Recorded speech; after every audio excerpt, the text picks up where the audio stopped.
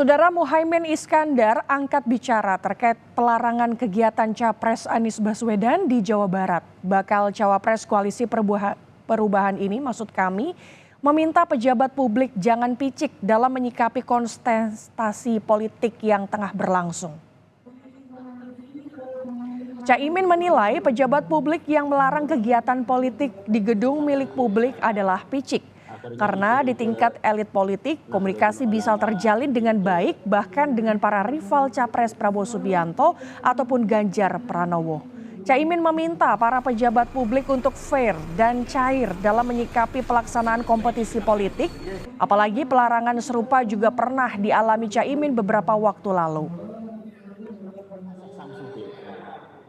Akhirnya ide-ide saya berharap semua pejabat publik melihat kompetisi politik ini sebagai proses biasa sehingga tidak lagi khawatir ditangin.